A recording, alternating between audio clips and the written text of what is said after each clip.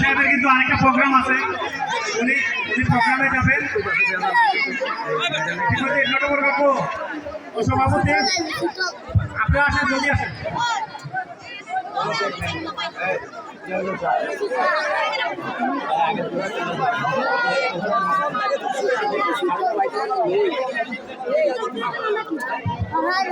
গান দিয়া গোসল করলে ইতিহাস পাল্টায়। সুমন ভাই খুশি না নি? গরম তো সহ্য করে লাগবো। এখন ফুল দিয়ে বরণ করে নিবেন। আমাদের ছেলে খেলতে ফুলের মালা দিয়ে আমাদের বরণ করে নিচ্ছেন এবং আমাদের নানা চা বাগানের পক্ষ থেকে ফুলের তোড়া দিয়ে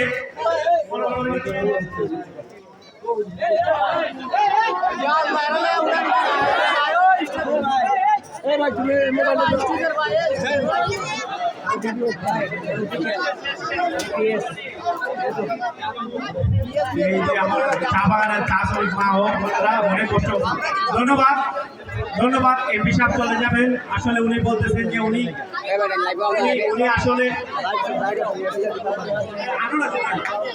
আসলে ভাই চলে যাবেন, এটার জন্য সময় দিবেন না। চাইতেছেন ওনার বক্তব্য শোনার জন্য আমরা বসে আছি, ঠিক না? উনি কথা বলেন। কথা বলার আগে আমি মাননীয় সংসদ সদস্য সুমন ভাই, মাননীয় সংসদ সদস্য কে বরণ করে নেবেন। আমাদের এই সামনে একটি স্কুল আছে, নালোয়া চা বাগান হাই স্কুল। হাই স্কুলের ছাত্র ছাত্রীবৃন্দ আর আমাদের নালোয়া চা বাগানবাসীর পক্ষ থেকে আমাদের মাননীয় সংসদ সদস্যের জন্য একটা প্রাণের একটা গিফট আছে।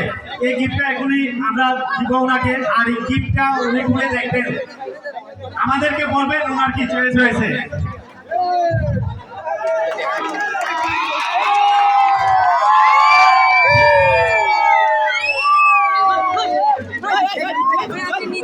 আমাদের মাননীয় এমপি মহোদয়ের সহধর্মিণী নির্বাচনের সময় আপনাদের পাশে এসে আপনাদের টুপি মাথায় নিয়ে আপনাদের পাশে গেছেন, আপনাদের দরজায় গেছেন।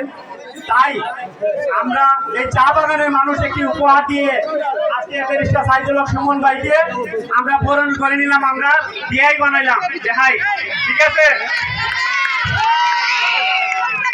ধন্যবাদ। তারপরে একটি কথাই বলি, এমপি সাহেব কিন্তু খুব ভালো মানুষ, আপনারা জানেন। আমি একটা কথাই বলতে চাই, যে কোনো সময় যে কোনো সমস্যা হইলে আপনারা আমার বাগানে ডেকে এনে বলেন যে আমরা এমপি সুমন বুঝি না, আপনারা বুঝি, আপনি এটি কইরা দেন। আমি তাৎক্ষণিক আপনাদের যে কোনো বিষয় এমপি সাহেবের কাছে আমি বলি, উনি স্বল্প সময় বলছেন যে চা বাগানের যে কোনো সমস্যা হোক এটা আগে সমাধান করো। আপনারা জানেন কিছুদিন আগে উনি আমেরিকায় ছিলেন, যে রাস্তাটা মধ্যে যে পূর্বটিলা থেকে যাওয়া আসার একটা রাস্তার ব্রিজ ভেঙে যায়, তাৎক্ষণিক এমপি সাহেবকে বলার পর উনি এই ব্রিজটা করে দেন। কিন্তু আমাদের দাবি, মাননীয় এমপি মহোদয়, আমাদের চা বাগানে অনেকটা স্কুল আছে, যে স্কুলগুলোর মধ্যে ছাত্রছাত্রী লেখাপড়া করে অনেক কষ্টে, কিন্তু তারা যে উপবৃত্তিটা পায় না, এই দিকটা আপনি ব্যবস্থা নেবেন। সারা বাংলাদেশের চা শ্রমিকের উপবৃত্তি পাওয়ার ব্যবস্থা। এবং আমাদের এই পাশে একটা স্কুল, যে স্কুলটার নাম চা বাগানের একটি স্কুল, এই স্কুলটা কিন্তু অনেক অবহেলিত। সবাই চান্দা করিয়া আজকে 3-4 বছর যাবত এটা উঠাইছে, সরকারি কোনো অনুদান নাই। এই নালোয়া চা বাগানের একটি দাবি, এই স্কুলটার প্রতি আপনি লক্ষ্য নেবেন, স্কুলের ভবন করে দিবেন এবং এমপিভুক্ত করে দিবেন, আমাদের সকলের দাবি।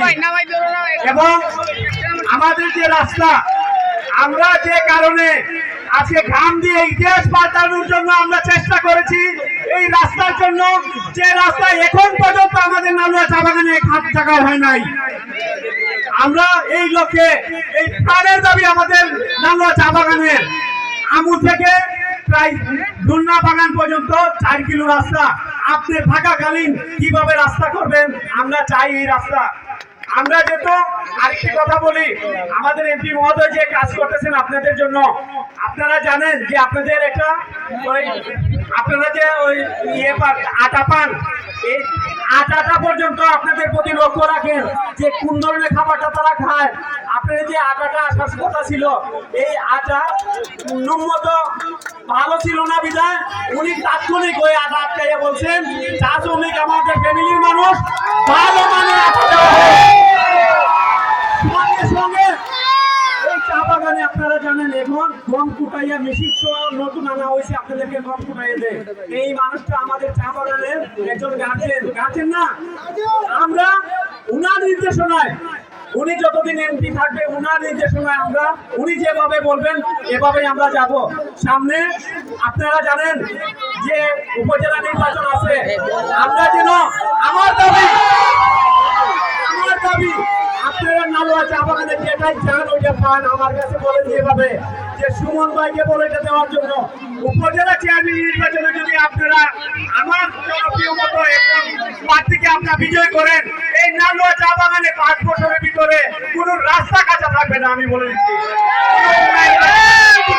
ধন্যবাদ। সামনে কথা বলবেন ব্যারিস্টার সাইদুল হক সুমন ভাই।